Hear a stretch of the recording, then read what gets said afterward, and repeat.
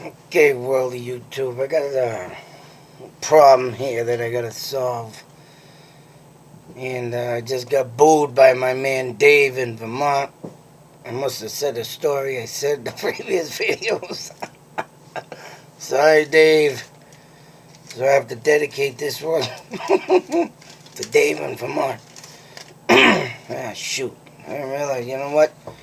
Come on, guy, cut me some slack. I got 800 and goddamn 60 plus videos, and I try and keep archived what I've already spoken of, but I guess I forgot that one. Oh, boy. Anyway, this one's for you, Dave. I'm going back to the archives of... I'm sure I haven't talked much about Bickfords Family Restaurant and how I used to work there, and there's some crazy stories in that place. Actually, I just had two of them come up to my head right now. And I'll get another one out tonight. Oh, you'll get in suspense and you might even be grossed out by the next one. But this one, though, and me and my man Mike Torelli used to run that place and run it well. Pretty funny how me and him left and the crew we had, and the bar rushes ended. Oh, my man Bob, man, I fucking forgot all about him. I mean, I didn't forget about him completely, but Bob, man, he was a funny bastard. Oh, this guy came in as manager, and he was one of them bosses that, yeah, I'm going to tell you a quick story right now, hold you in suspense at the story that I'm going to tell you. But, oh, I got to tell this one. And Bob, man, me and him, for two people, for cooking, cleaning, prepping, grilling, holding up a bar rush. And even my man Mike Torelli could hold up the bar rush too on his shift. We were on separate shifts, but we ran that place well. And, oh man, everything we did in the kitchen between tag team and dishes. Excuse me, like I said, prepping, cooking for the next day crew, and I used to cook with him. He used, all the stuff I did in that place, man, it was insane. Sometimes I look back and don't even know how I did it. But this guy was was the type of guy that would dress up in a suit, mind you, go to a wedding, and eat free food. Claims he knows the bride and the groom. Oh, man. Oh, I was supposed to hit up a party with him, but I could never get a hold of a tux. Whew. But I think he gave up his drinking days. I mean, he didn't do too much, but he gave that up. I wish I met him before. The stories I would have told on that one. He used to go, I mean, I could go along with his story just as well, man. Going up to a friggin' bride in the grave. Hey, remember me from high school? They're looking at y'all like, what the hell? Who's this guy? But he got a free meal out of it, and then him and his buddy would go and look for another one after that. They were original wedding crashers, I guess you can say. Oh, man, I never thought in a day in my life I'd meet one of them, but I did. And on a serious note, this guy liked my work so much that one day I went in there and I had an altercation with a person, and it was a friend of the family. I'm gonna mention his name because he's one big piece of shit now.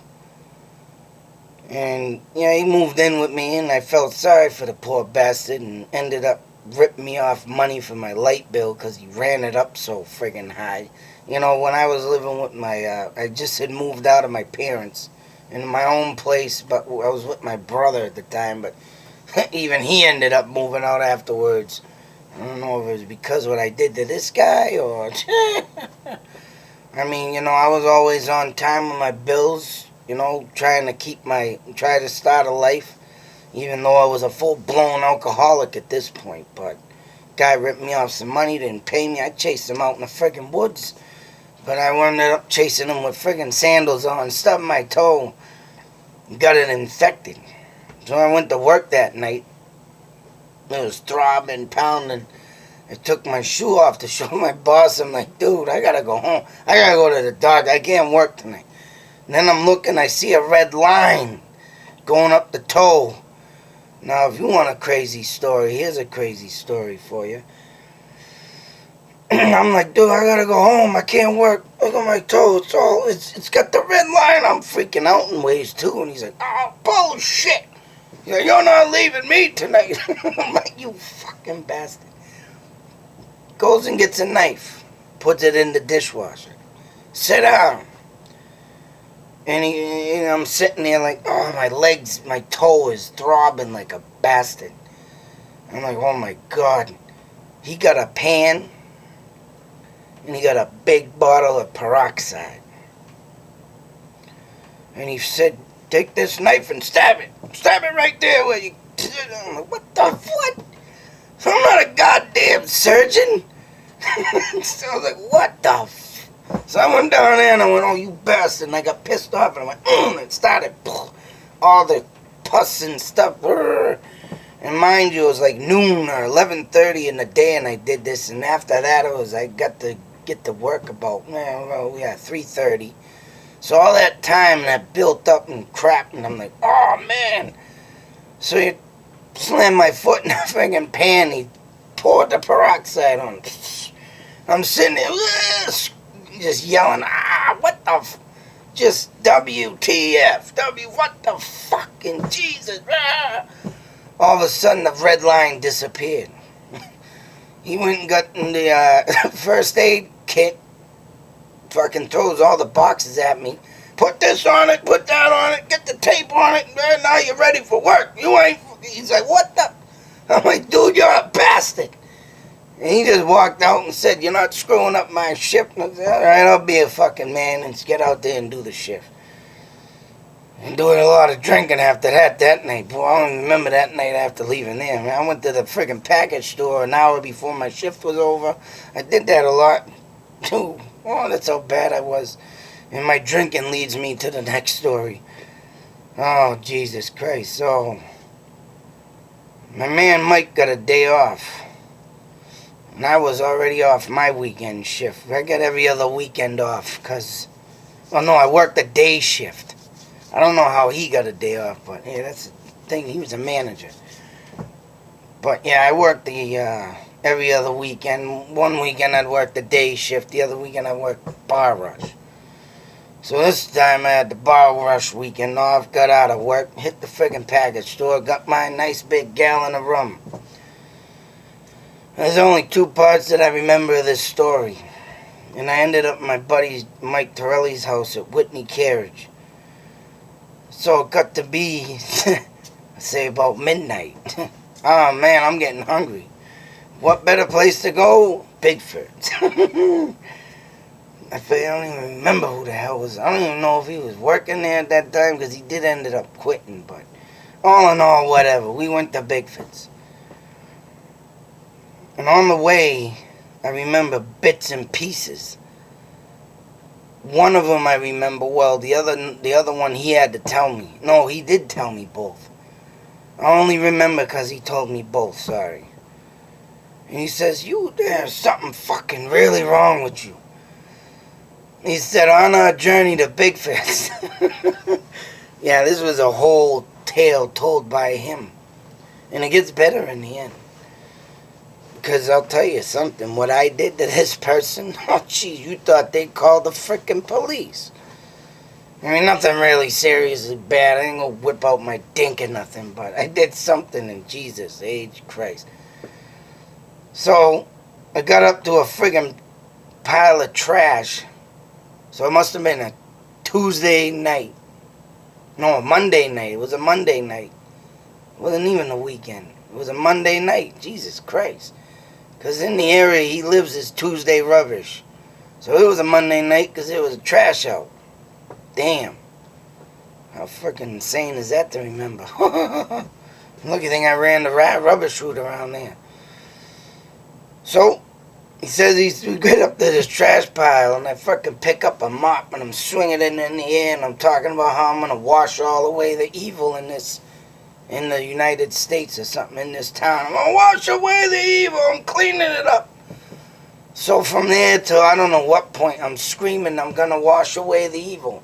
I'm cleaning all the evil up. Swinging a fucking mop around. I can just imagine what people driving by seeing that. I know if I saw that. Hey, look at this fucking nut. What the fuck? But that was me. Oh, Jesus Christ. Time we got to this gas station, Sunoco gas station. Little gas station that sits off the side of the bridge for the Route 2 exit. Still sits there to this day. Actually, I just went and got $6 of gas this morning there. And this is what sparked the story. Tell Dave. I hope I didn't tell this one, but I don't think I did. Well, sure and shit. I got up to the friggin' gas station. I guess the old lady was late. So she was bored out of her ass or whatever.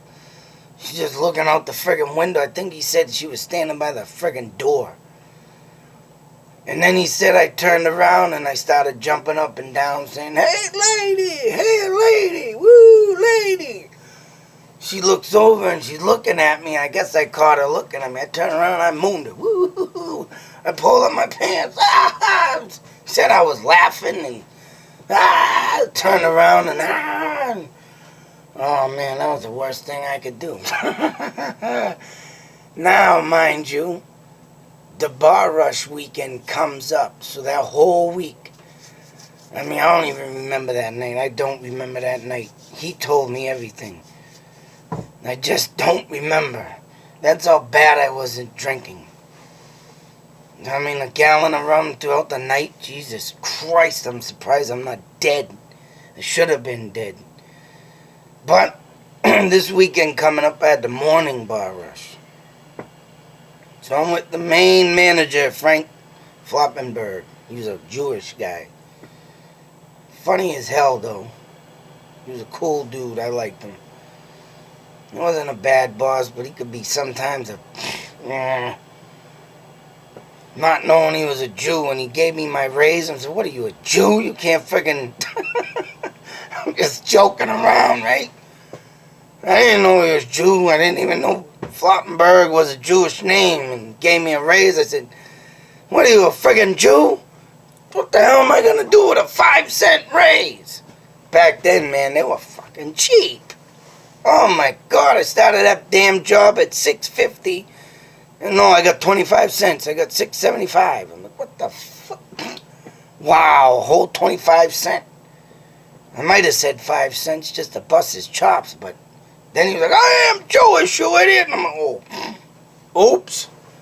I was about to wonder why he gave me. Then I just shut up and I walked away. I was like, oh, it's about to wonder why. And then I just, oh, I was bad, man. I was brutal. Yeah. I did another thing to a Jewish person, but I ain't going to say that because that was just wrong. I regret doing that one. But anyways, so Saturday morning comes. I get up, get going and work.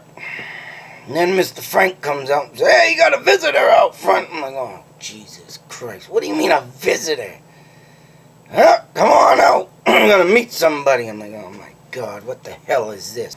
So I walks out the door, and I see this, she's got to be at least 64, 65-year-old lady sitting at the table. Oh, my God. And my face was priceless. I wish I had a camera back then, but I didn't. I wish someone would have took a picture or something. I did have one of them big camcorders, but I wasn't recording at that time. I did record some couple things, but I think I lost that all on the Jersey Turnpike. I goes out and I'm like, hello, who are you? She looks at me, she says, turn around. What? No, like I said, I did not know any of what happened that night, honestly. I don't lie. I get stories told to me, I'm telling you. So, alright, whatever, I turns around, that's the ass, that's the ass. I'm like, oh shit. I turns back around, I'm like, oh boy. She's over there screaming out, that's the ass. He's the culprit. That's the ass. I'm like, oh, Jesus Christ. She said, do you remember me? I'm like, oh, no, you gotta be shitting me. Oh, man, by that point, the waitress, the manager, everybody there was frickin' laughing their ass off at me.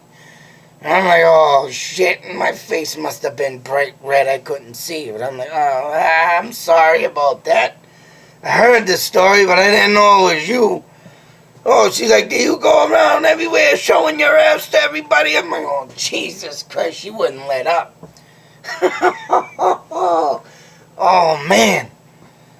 She's like, oh, man, next time I'm taking a picture of you. And, oh, my God, she was just going on and busting my chops. But guess what? I can't believe this. From that moment on, I went, but she literally ordered food that day. Get me an order. She's yelling at me. You go make me my food. I'm like, holy, are you kidding me? This woman's in there busting my chops. Got everybody up in an uproar, and now she wants me to go make something. So she gets the BLT and some fries, and Frank's back there. You better not mess it up. I'm like, mess it up? What the He's like, maybe you should, if you do mess it up, maybe you should go show her your ass. I'm like, shut the I'm like, get away from me. I'm like, oh, man, this ain't right. I don't know. I made that goddamn sandwich with tender love and care, and I mean, I put some extra stuff on it. I mean, whatever the original plate said in the menu, I was doing some extra stuff.